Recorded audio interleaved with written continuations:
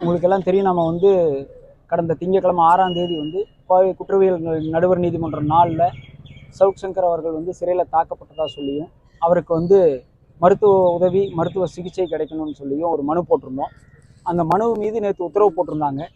அந்த உத்தரவின்படி இன்னைக்கு சவுக் சங்கர் அவர்கள் காலையில் ஒரு 10:30லேருந்து 11 மணிக்குள்ளே கவர்மெண்ட் ஹாஸ்பிட்டல் கோயம்புத்தூரில் JM4 நடுவர் நீதிமன்றத்தினுடைய உத்தரவின் அடிப்படையில் கோயம்புத்தூர் மருத்துவக் கல்லூரி மருத்துவமனையில் இன்னைக்கு அவருக்கு ட்ரீட்மெண்ட்டுக்காக கூட்டிகிட்டு போயிருந்தாங்க. உங்களுக்கு எல்லாம் தெரியும், நீங்கள் பார்த்துருப்பீங்க. அங்கே போய் அவருடைய என்ன நடந்துச்சுங்கிறத விசாரிச்சுட்டு அவருக்கு நடந்த எப்படி அடிபட்டுச்சு, எப்படி கையில் வீக்கம் வந்துச்சுங்கிறதெல்லாம் சொல்லி ரெக்கார்டு பண்ணதுக்கப்புறம் எக்ஸ்ரே எடுத்திருக்காங்க. நாம் முதல்ல சந்தேகப்பட்ட மாதிரியும் முதல்ல அவர் சொன்னதை வந்து உங்கள்கிட்ட சொல்லியிருக்கோம். அடித்ததில் வந்து எனக்கு வந்து ஃப்ராக்சர் ஆகிருக்குன்னு சொல்லியிருந்தார்.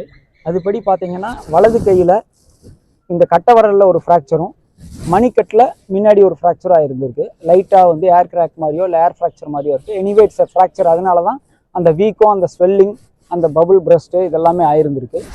அதுக்கு எக்ஸ்ரே எடுத்து முடித்ததுக்கப்புறம் மாவுக்கட்டு போட்டிருக்காங்க. மாவுக்கட்டு போட்டு அதற்கான சிகிச்சைகள் அளிக்கப்பட்டு அதுக்கான மருந்துகள் கொடுக்கப்பட்டு அவருக்கு மாவுக்கட்டு போட்டதுக்கப்புறம் தான் இப்போ ஹீ ஃபீல் வெரி ரிலீஃப்டு. இன்றைக்கி வந்து கோவை அரசு மருத்துவமனையில் போய் எடுக்கப்பட்ட சிகிச்சைக்கு அப்புறம் தான் அவர் வந்து மென்டலி ஸ்ட்ரெஸ்ஸில் இருந்தது. ஆக்சுவலாக அவர் ரொம்ப ஸ்ட்ரெஸ்ஸில் இருந்தார். இந்த அடிபட்டதுனால ஃப்ராக்சருக்கான எக்ஸ்ரே எடுக்கலை, அந்த கட்டு போடலைங்கிறதுனால ரொம்ப மன அழுத்தத்தில் இருந்தார். அந்த மன அழுத்தத்திலிருந்து இன்றைக்கி கொஞ்சம் விடுபட்டிருக்காப்புல. கட்டு போட்டதுக்கப்புறம் ஹி ஃபீல்ஸ் பெட்டர். அந்த ஃப்ராக்சர் இருக்குது அப்படிங்கிறது உறுதியாக இருக்குது. அதாவது என்னென்னா, சிறையில் அவர் தாக்கப்பட்டதாக அவர் சொல்லி எனக்கு ஃப்ராக்சர் ஆகிருக்குன்னு 3 நாளாக சொல்லி அதைப்படி அந்த டிஸ்ட்ரிக்ட் லீகல் சர்வீஸ் அத்தாரிட்டி போய் பார்த்துட்டு வந்த ரிப்போர்ட்டின் அடிப்படையில் அவர் தாக்கப்பட்டது உண்மைன்னு சொல்லி இப்போ வந்து கையில் ஃப்ராக்சர் இருக்குங்கிறது வந்து அவர் சொன்ன கூற்று வந்து உண்மைங்கிற அளவுக்கு இருக்குது இப்போ வரைக்கும். நம்பர் 1. நம்பர் 2 வந்து இன்றைக்கி கஸ்டடி பெட்டிஷன் இருந்தது. காலையிலேருந்து இன்றைக்கி வரதா இருந்தது. எங்களுக்கெல்லாம் ஒரே பெரிய ஆச்சரியம் என்னன்னு சொன்னோம்னா, மற்ற வழக்குகளில் எல்லாம் வந்து வழக்காடிகள் ஒரு பெட்டிஷன் போட்டுட்டு டைம் இழுக்கிறதுக்காக வாய்தா வாங்குவாங்க. இந்த வழக்கில் பார்த்தீங்கன்னா கஸ்டடி பெட்டிஷன் போட்டது cyber crime, city cyber crime போட்டிருந்தாங்க.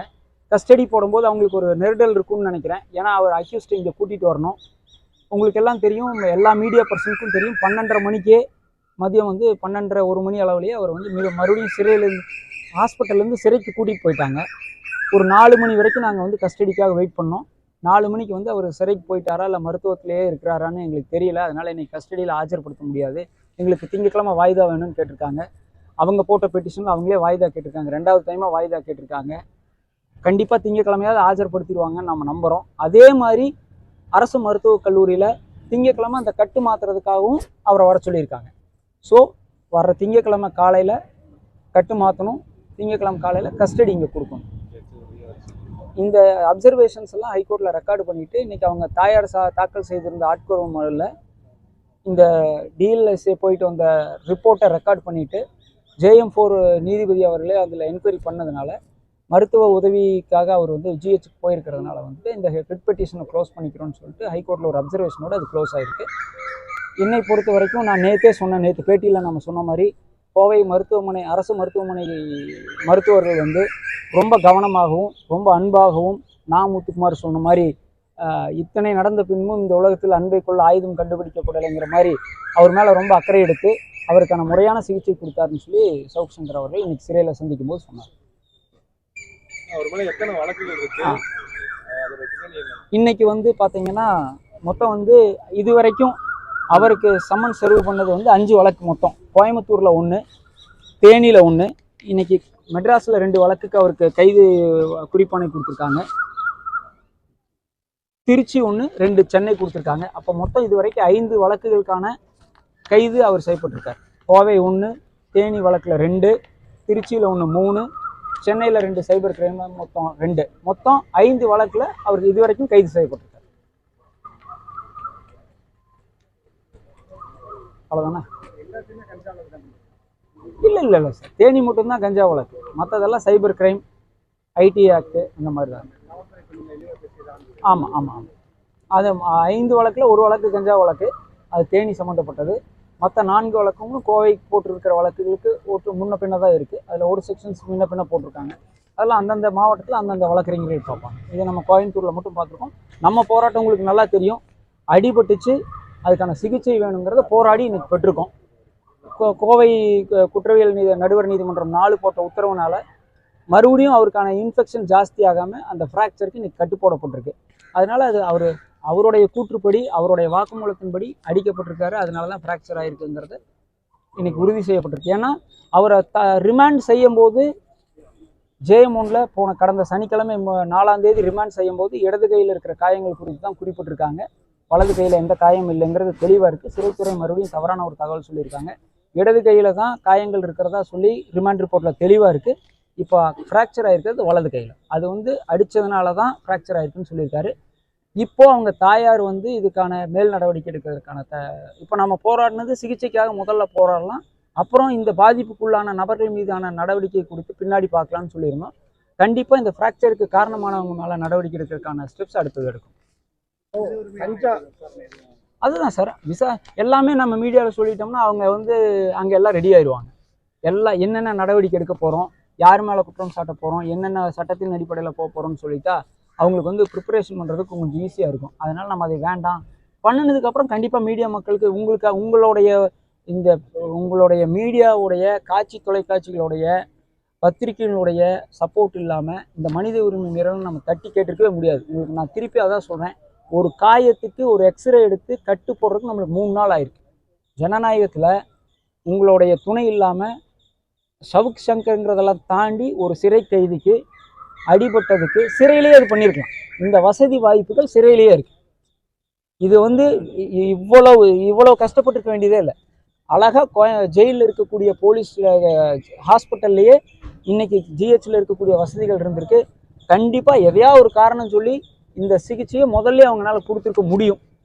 என்ன ஒரு எக்ஸ்ரே எடுக்கிறதுக்கும் ஒரு 2 ஃப்ராக்சரை கண்டுபிடிக்கிறதுக்கும் என்ன ஃப்ராக்சரோட தன்மை என்னன்னு நம்மளுக்கு இப்போ வரைக்கும் தெரில. ஃப்ராக்சர் இருக்குது, 2 ஃப்ராக்சர் கையில் மணிக்கட்டில் ஒன்றும் கட்டவரில் ஒன்று இருக்குங்கிறது உறுதிப்படுத்தப்பட்டிருக்கு. அதோடைய தன்மை என்னங்கிறதுக்கான மெடிக்கல் ரிப்போர்ட்ஸ் நம்மளுக்கு தரமாட்டாங்க. அது திருப்பியும் சிறை நிர்வாகத்துக்கு தான் போயிருக்கு. அந்த ரெக்கார்ட்ஸ் நாங்கள் கேட்டு நாளைக்கு மனு போட்டு தான் வாங்கணும். அதெல்லாம் மனுகள்லாம் ஒன்று மனு போட்டு வாங்குறதுனால ரொம்ப டைம் எடுக்குது. டெஃபினட்டாக பேப்பர்ஸ் கிடைக்கும். இவ்வளவு போராடி இருக்க வேண்டியதில்லை. இந்த கையில் ஒரு மாவு கட்டு போடுறதுக்கும் ஒரு அடிபட்ட ஃப்ராக்சருக்கும் இவ்வளவு போராடி இருக்க வேண்டியதில்லை. இந்த மருத்துவ உதவி கிடைத்ததுக்கு முழு காரணம் பத்திரிகை நண்பர்கள் தான். 2 கட்டவரில் வலது கட்டவரில் 1, மணிக்கட்டில் ஃப்ரண்ட்ல. அவர் மேல போடப்பட்ட கஞ்சா வழக்குல கஞ்சா கார்ல இருந்து எடுக்கப்பட்டதா சொல்லியிருக்கு.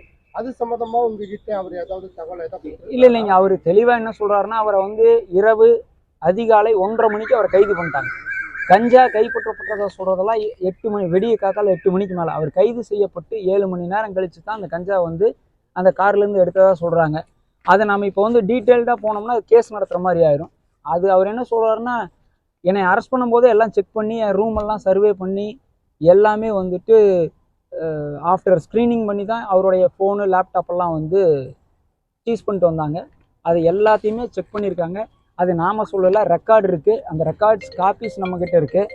அதனால் அவங்க சொல்கிறது தவறு அப்படிங்கிறத கோர்ட்டில் உறுதியாக நிரூபிக்க முடியும். அவர்னால வழக்கு சரியாக நடத்தணும்னு சொன்னோம்னா உறுதியாக கஞ்சா வழக்கு பொய் வழக்குங்கிறத ஆணித்தரமாக நிரூபிக்க முடியும். அந்த கஞ்சா வழக்குக்கு ரொம்ப சிரமெடுத்து அந்த எஃப்ஐஆர் போட்டிருக்காங்க. 100% அது பொய் வழக்குன்னு நிரூபிக்க முடியும் வழக்கில். அதுக்கான ஆவணங்கள் இருக்குது, அவர்கிட்ட இருக்குது. ஓகே. அப்போது இப்போ இந்த மருத்துவ குழு போய் ஆய்வு செஞ்சுட்டு வந்தாங்க இல்லையா, அவங்க ஆய்வு செஞ்சு இதில் நீதிமன்றத்தில் எந்த மாதிரியான அறிக்கை தாக்கல் செஞ்சுருக்காங்க? கரெக்ட். அதை நம்ம ரெக்கார்ட்ஸ் படித்து கோர்ட்டில் படிக்கிற கொடுத்தாங்க. நம்ம நேற்று சொல்லியிருக்கோம். அந்த குழு போய் சண்முகவேல் தலைமையில், அதாவது டிஸ்ட்ரிக்ட் லீகல் சர்வீஸ் அத்தாரிட்டியோடைய chief defence council mister Shanmugavel தலைமையில் போன குழு கிட்ட சவுக் சங்கர் அவர்கள் நான் சிறையிலே தாக்கப்பட்டதாக ஒரு வாக்குமூலம் கொடுத்துருக்கார். அப்படி அந்த வாக்குமூலம் அவர் கொடுத்துருக்கிறாருங்கிறது அந்த ரிப்போர்ட்டில் கொடுத்துருக்கு. 2வது அந்த ரிப்போர்ட்டில் அவர் பார்த்ததில் கையில் வீக்கம் இருக்குது, காயங்கள் இருக்குது, கொப்பளம் இருக்குதுன்னு அவர் அந்த ரிப்போர்ட்டில் சொல்லியிருக்காரு. இது குறித்து ஜெயில் டாக்டர்கிட்ட என்ன காரணத்துக்காக இந்த வீக்கம் வந்திருக்கு, எந்த காரணத்துக்காக இந்த கொப்பளம் வந்திருக்குன்னு கேட்கும்போது அவர் நேரடியாக பதில் சொல்ல மறுத்துட்டதாகவும், அதனால் ரிட்டர்னில் எழுதி கொடுங்கன்னு அவர் கேட்டு வாங்கி கோர்ட்டில் தாக்கல் செய்திருப்பதாகவும் அந்த ரிப்போர்ட்டில் இருக்குது. அந்த ரிப்போர்ட் இன்னைக்கு ஹைகோர்ட்லையும் தாக்கல் செய்யப்பட்டிருக்கு.